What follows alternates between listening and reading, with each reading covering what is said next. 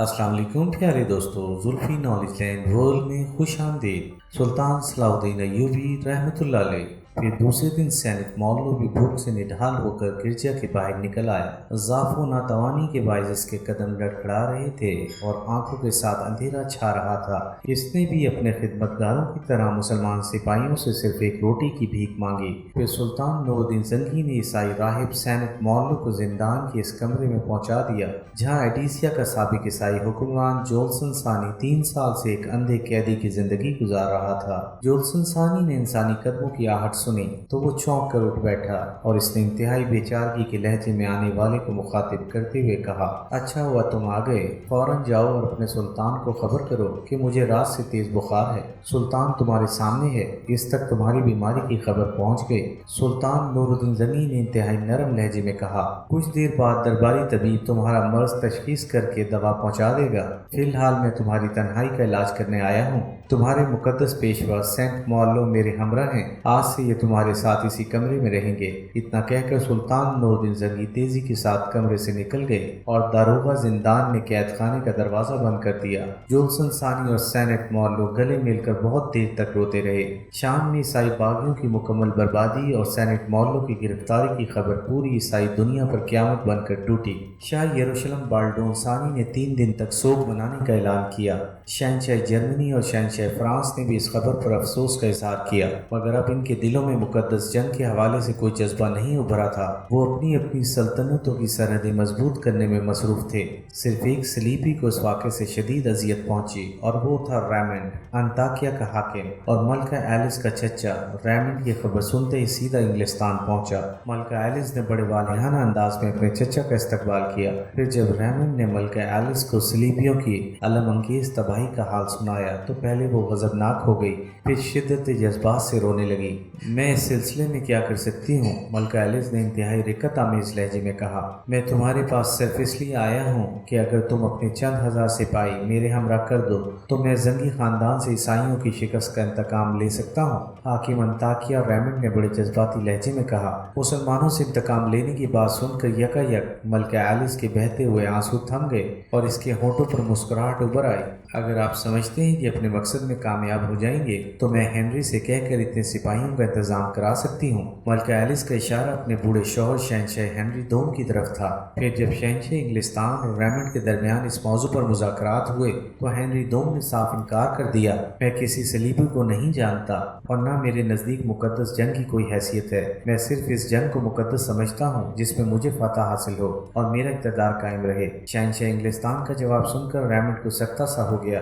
وہ کچھ دیر تک کسی پتھر کے مجسمے کی طرح ساکت بیٹھا رہا۔ پھر جب ریمنڈ کے ہونٹوں کو جنبش ہوئی تو اس کی آواز بجھی بجھی تھی، شہنشاہ میں تو بڑی امیدیں لے کر آیا تھا۔ شاہ فرانس اور شاہ جرمنی کے بعد عیسائی دنیا کی توقع کا مرکز صرف آپ ہی کی ذات ہے۔ ریمنڈ نے عیاری سے کام لیتے ہوئے خوش آمدانہ لہجہ اختیار کیا۔ دراصل ریمنڈ بھی ایک خود غرض اور دنیا دار حاکم تھا، جسے ذاتی طور پر مقدس جنگ سے کوئی دلچسپی نہیں تھی۔ وہ تو صرف انطاکیہ کے رقبے کو وسعت دینے کے لیے فریب کاری سے شاہ انگلستان کی فوجی مدد کا سہارا لینا چاہتا تھا۔ شہنشاہ انگلستان ریمنڈ سے بھی زیادہ چالاک اور شفاف تھا۔ شہنشاہ فرانس اور شہنشاہ جرمنی اس وقت کیا کر رہے ہیں؟ کیا وہ مقدس جنگ میں مسلمانوں کے خلاف صف آ رہے ہیں؟ شہنشاہ ہنری دوم نے بظاہر ایک سیدھا سادہ سا سوال کیا تھا، مگر در پردہ اس کا کچھ اور ہی مفہوم تھا۔ اس لیے حاکم انطاکیہ ریمنڈ ہنری کی چال کو سمجھنے سے قاصر رہا اور انتہائی تحقیر آمیز لہجے میں کہنے لگا، شہنشاہ لوئس اور شہنشاہ کارنر نے صلیبی جنگوں سے منہ موڑ لیا۔ اب وہ دونوں اپنے تاج و تخت کی پرستش کر رہے ہیں،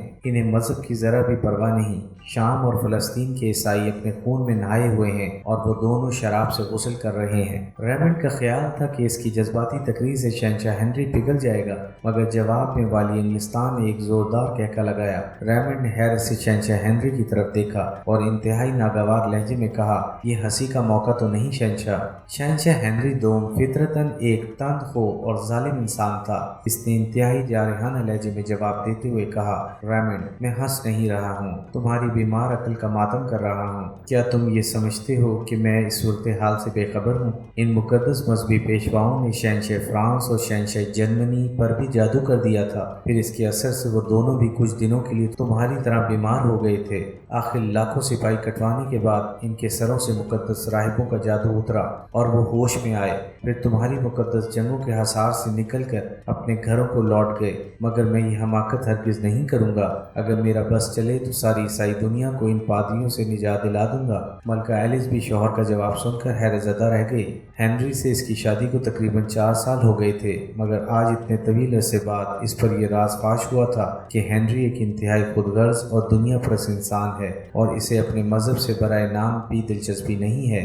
ریمنڈ نے تنہائی میں شہنشاہ ہنری کی اس بے حسی کی شکایت کی تو ملکہ ایلس نے انتہائی غضبناک لہجے میں کہا، چچا، میں ہنری کی اس حرکت کو آخری سانس تک فراموش نہیں کروں گی۔ مجھے شادی سے پہلے اندازہ نہیں تھا کہ وہ اس قدر بے غیرت انسان ثابت ہوگا۔ یقیناً آج میں بہت مجبور ہوں، مگر مجھے اس دن کا انتظار ہے جب وقت کی گردش میرے حق میں ہوگی، پھر میں دنیا کو بتاؤں گی کہ صلیبی جنگ کیسے لڑی جاتی ہے۔ اس کے بعد ملکہ ایلس نے اپنے بیٹے رچرڈ کو بلایا جو اب 3 سال کا ہو چکا تھا۔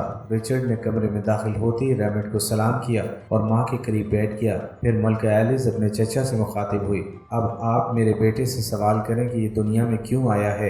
رچرڈ نے کسی جھجک کے بغیر ریمنڈ کو جواب دیا، یسوع مسیح نے مجھے دنیا میں اس لیے بھیجا ہے کہ میں مسلمانوں کا قتل عام کروں اور ساری دنیا پر عیسائیت کا جھنڈا لہراؤں۔ رچرڈ کا جواب سن کر حاکم انطاکیہ کچھ دیر کے لیے شدید حیرت میں مبتلا ہو گیا، پھر اس نے اپنی بھتیجی کو مخاطب کرتے ہوئے کہا، ایک میں ہی نہیں، دنیا کا کوئی بھی ذی ہوش انسان تسلیم نہیں کرے گا کہ یہ ایک 3 سالہ بچے کے خیالات ہیں۔ ریمنڈ کی بات سن کر ملکہ ایلس کے ہونٹوں پر فاتحانہ تبسم ابھر آیا۔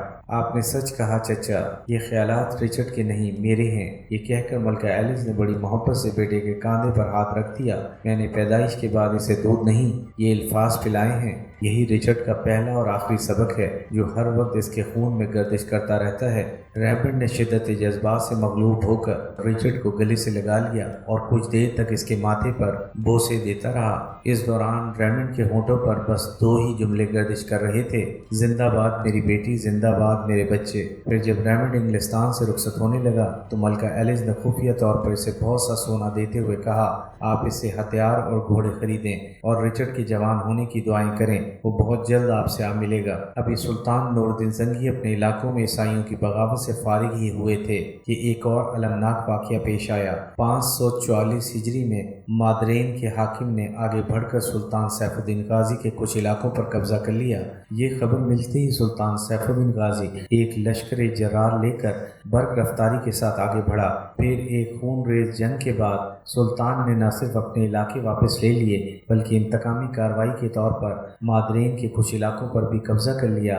آخر مادرین کے حاکم نے سلطان سیف الدین غازی کی خدمت میں معذرت نامہ پیش کرتے ہوئے یقین دلایا کہ وہ آئندہ ایسی کوئی جارحانہ کارروائی نہیں کرے گا اور اچھے پڑوسی ہونے کا عملی ثبوت فراہم کرتا رہے گا۔ ایپیسوڈ 21 اختتام پذیر ہوئی۔